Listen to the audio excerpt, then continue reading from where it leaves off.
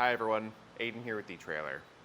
If you have a 2023 GMC Terrain and you're looking to add a roof rack to the top that's easy to install and can maximize your crossbar spread for certain accessories like kayak carriers, then this Yakima Roof Rack could be a good option for you. Let's check it out. Now, any roof rack on your Terrain is a great idea if you're looking to expand your cargo space, especially if you don't have a hitch, because you can add a box or a basket up here, or maybe even some bike racks. And this option from Yakima I think is really special because it's going to have a band that wraps around the raised rail on your Terrain, and it fits well in this smaller front section where the bar is thicker. Other brands like Rhino-Rack, their clamps don't fit well around this thick part, and it limits you to this back portion of the raised rail to attach your bars, so you can't spread them out as far. If you want to spread them out further, Yakima allows that, and it's going to make it a really good fit for longer items like kayaks. So if you plan on carrying boats on your roof, this would be a good way to go. And if you do plan on carrying kayaks, you might also be interested in load assist kayak carriers. Carriers that help you lift the boat up whenever you're done paddling, so you don't have to exert as much effort to get it to the roof. To make accessories like that work though, you need a good amount of crossbar overhang so that when the carrier comes down, it doesn't hit the side of your vehicle. Yakima's JetStream Crossbars have a continuous channel underneath, which means we can take these 50-inch long bars and offset them to one side of the vehicle. Or if that's not quite enough overhang for your particular carrier, you could just get longer crossbars. Because other brands don't have that continuous channel underneath, you can't always upgrade to longer bars. So if that's you and you need that kind of accessibility, then Yakima is definitely the way to go for that too. One thing to know with this kit though, particularly with these timberline towers, is that they aren't the best looking in my opinion. They're pretty bulky, they've got a lot of air gaps around the bar, and they do stick up pretty tall, adding almost 3 full inches from the raised rail to the top of the crossbar here. So certainly not the most low profile roof rack out there.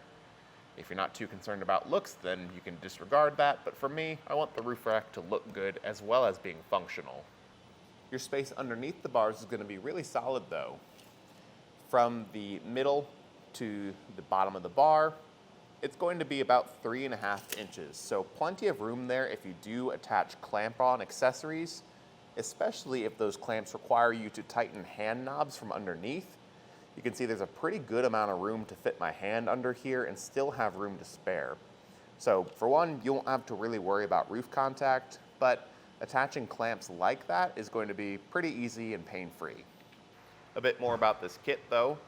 Those JetStream bars up top will lend themselves really well to clamp around accessories, but if you remove the end cap, you do have a channel that you can channel mount accessories into as well.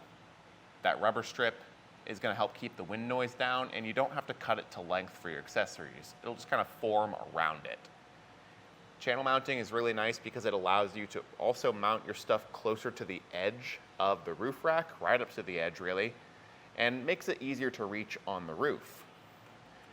Now down below we've got those timberline towers. You'll notice that there's a black core right there.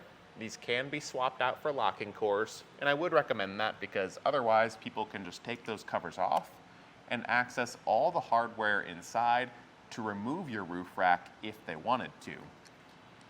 And of course, with Yakima's same key system, you can swap these out to match lock cores on other Yakima accessories if you had them or wanted to pick them up. But if you're looking for a simple, robust roof rack to add to your Terrain, I think this option from Yakima is good. It just lacks in the looks for me because aesthetically, I just don't think it looks the nicest. But depending on what you're planning to put up here, I think it will lend itself much better to things like kayaks or paddle boards if you planned on carrying those. If that's not you and you really just need this for something like a bike rack or a box, and the aesthetics are very important, I'd strongly recommend looking at the Rhino-Rack kit.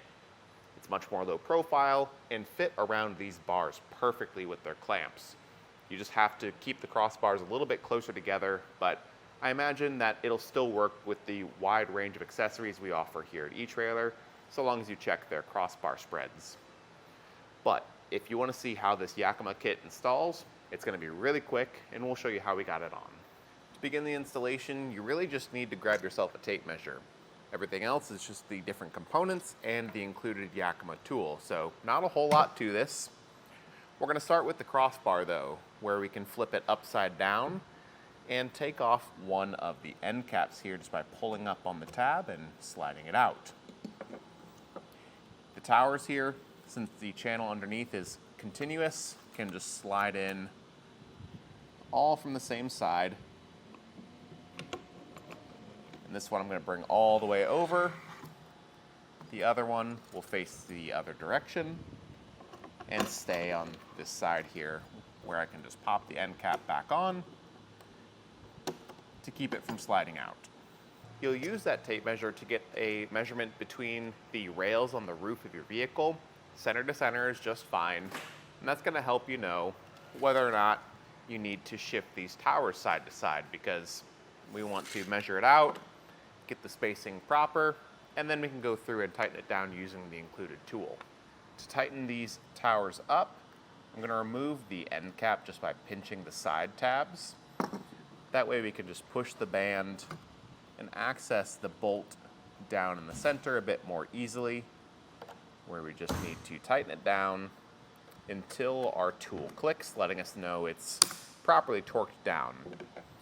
We still have a bit of side-to-side wiggle, and since our rails are pretty straight here, I'm just going to make sure it's even with the crossbar before going to the screw tucked a little bit further back in there. Kind of hard to see, but when you do that, just make sure you don't shift the tower around. And do the same thing. Tighten it down until it clicks, and that'll lock the tower in place.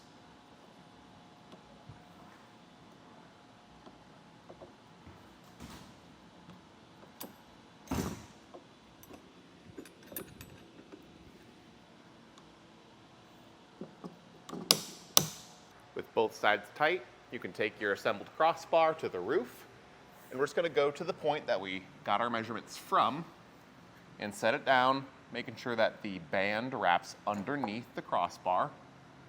That other side might be a little tricky for now, but I'll just leave it there and wrap the band up underneath and have it slot into these tabs here. Once we do that on both sides, we'll just go through and tighten these bolts down evenly.